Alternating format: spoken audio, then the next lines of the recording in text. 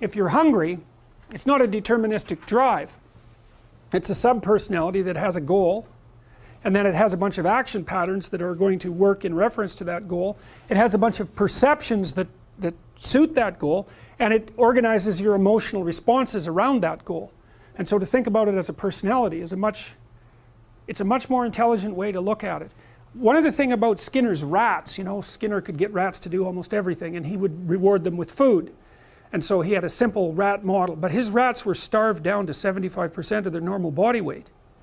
So not only were they not social, gregarious rats like rats are, because they were isolated, they were genetically altered from wild rats, but they also weren't as complex as a real rat because they were starving. And so, but you know, a starving rat is a pretty good model of a rat, and a rat is a pretty good model of a person. But a lot of our models of simple behavioral learning were based on starving, isolated rats. So anyways, how to think about motivation? We'll think about it from the hypothalamic perspective. So we could say one thing that motivation does is set goals. And we could say that emotions track progress towards goals. And I'm going to use that schema even though it's not exactly right. So you say, well, motivation determines where you're going to aim. So if you're hungry, you're going to aim at something to eat. And then that will organize your perceptions so that you zero out everything that isn't relevant to that task, which is almost everything. You concentrate on those few things that are going to facilitate your movement forward. When you encounter those things, that produces positive emotion as you move through the world towards your goal, and you see that things are laying themselves out that facilitate your movement forward. Those things cause positive emotion. And if you encounter anything that gets in the way, then that produces negative emotion, and it can be like threat, because you're not supposed to encounter something that gets in the way. It can be anger, so that you move it away. It can be frustration, disappointment, grief. Those would, if you had a response that serious to an obstacle, it would probably punish the little motivated frame right out of existence. You know, so you walk downstairs and, I don't know, the contracting company has set a wrecking ball through your kitchen. It's like, that's going to be disappointing. You're not going to keep eating the peanut butter sandwich in the rubble. That little frame is going to get punished out of existence, and some new goal is going to pop up in its stead. And you know, one of the things we're going to try to sort out is how do you decide when you've encountered an obstacle that's so big that you should just quit and go do something else, because that's not obvious, you know. And you can get into counterproductive persistence pretty easily. So we don't know how people solve that problem. It's a really complicated one. So anyways, we're going to work on that scenario. Your hypothalamus pops up micro goals that are directly relevant to biological survival. That produces a frame of reference. So it's not a goal, it's not a drive, and it's not a collection of behaviors. It's a little personality. And the personality has a viewpoint, it has thoughts that go along with it.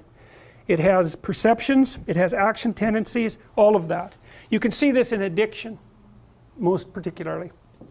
So one of the things that you find often with people who are alcoholic is they lie all the time.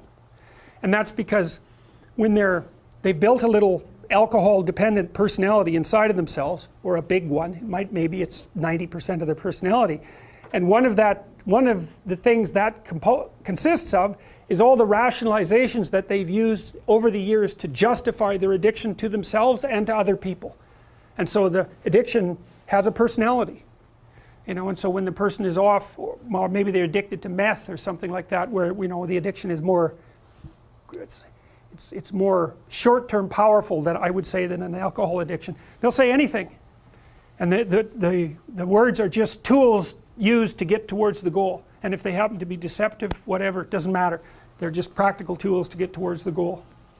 And then when you get towards the goal and you take a nice shot of meth or something like that, you reinforce all those rationales that you used to get the drug, and then the next time you're even a better deceiver and liar.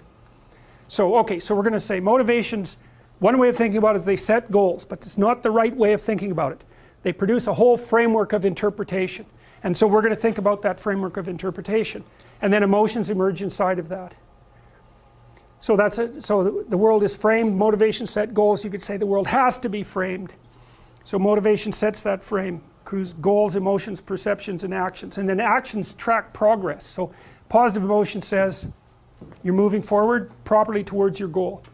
And if you encounter something you don't expect, you stop. That's anxiety. It's like, oh, we're not where we thought we were. And so we don't know what to do.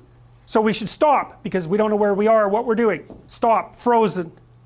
And then the more powerful negative emotions like pain, they might make you get out of there. So emotions: forward, stop, reverse. That's your emotions within that motivated frame. So, and that's another example of how your mind is embedded in your body. Your emotions are like they're offshoots of action tendencies. That's the right way to think about it, because action is everything fundamentally. So what are some basic motivations? Most of these are regulated by the hypothalamus, by the way, and that tells you just how important a control system it is. The other thing that's useful to know about the hypothalamus is that it has projections going up from it that are like tree trunks, and inhibitory projections coming down that are like grapevines. So you can kind of control your hypothalamus as long as it's not on too much, but if it's on in any serious way, it's like it wins. So partly what you do to stop yourself from falling under the dominion of your hypothalamus is to never ever be anywhere where its action is necessary, right? You don't want to go into a biker bar because you might find yourself in a situation where panicked defensive aggression is immediately necessary. You probably don't want that. You don't want the panic, you don't want the terror, you don't want the frenzied fight, you don't want any of that. You don't want to have to run away in absolute panic. So you just don't go there. And a huge part of how we regulate our emotions is just by never going anywhere where we have to experience them. And so that has very little to do with internal inhibitory control and everything to do with staying where you belong. So, okay. So, basic motivations: hunger, thirst, pain. Pain is not regulated by the hypothalamus. That's a different circuit. Anger / aggression, thermoregulation, panic and escape, affiliation and care, sexual desire, exploration, play.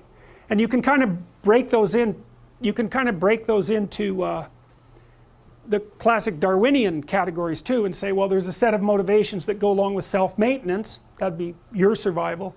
Ingestive and defensive. See, I've sort of coded them there. So the self-maintenance, there's an ingestive set of basic motivations that go with self-maintenance. You say that's hunger, thirst. There's a set of defensive motivations: pain, anger, thermoregulation, panic and escape. And then there's motivations that are associated with reproduction: affiliation, care, and sexual desire.